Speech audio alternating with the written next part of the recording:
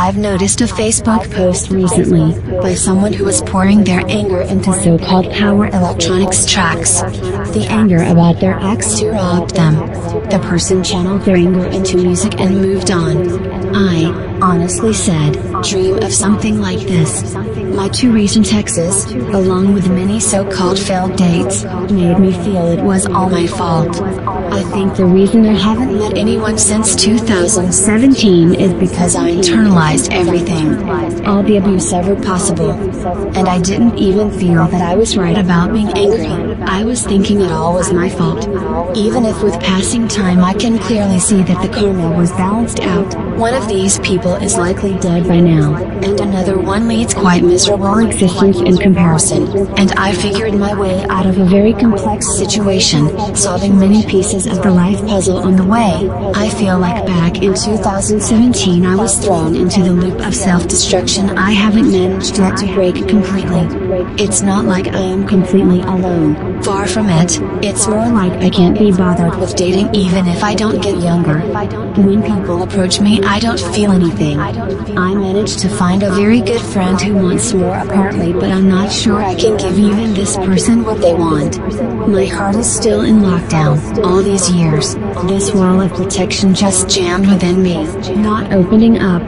It's good that I recognize it, it's good I speak up about it. It's like I'm afraid to approach a certain, very painful area within me, that starts hurting the moment I think about it. Fortunately, I do some exercises, healing a lot of this pain within me, but still, I can't say I'm even the same kind of person right now. Everything has changed irreversibly since then. Figuratively said, I burned everything to the ground and rebuilt anew. Sometimes, when I recall the events, I feel cognitive dissonance, like it wasn't even happening to me. Sometimes, when I wake up in my apartment, I literally can't believe it's my own life here and now. I'm in much better place, it's just it feels like I traveled to a parallel world and living my own life as I always wanted to. Maybe that time span when I met these people was actually an evil parallel reality. I don't really know anymore. Maybe it's a side effect of healing, the brain struggles to catch up, because it was used to the emotional trauma. Anyway, everything I know that I need to continue on my path, whether it's completely new or something I was guided to. Maybe dating and relationships is the most insignificant thing given how much I managed to achieve. I can say now that I am a scientist or at least a researcher. 10 years ago I was homeless, failed asylum seeker with barely 1/3 of the brain really functioning, who went through all possible hell in the country of origin and received double trauma by being rejected asylum on most unfair grounds ever possible, 5 times in the row, finding zero support within both local and international so-called communities, both locally and abroad.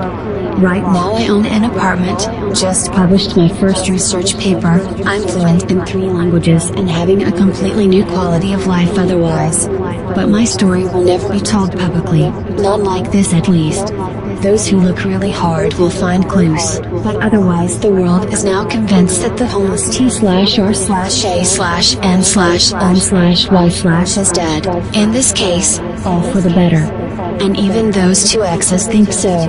One of them was raising doubts on their Instagram, and I poked them anonymously with the fact that their secret is now known to the world. Apparently it really hurt them, and only because of that I feel like I moved on completely. What does it make of me? A stalker. It looks like the loop of pain stretched itself almost over a decade, and I'm definitely not doing anything like this ever again. As for another ex, I didn't even perceive them to be a such person. I guess that's why I don't feel much. I don't know how I'm going to feel when I start dating again though.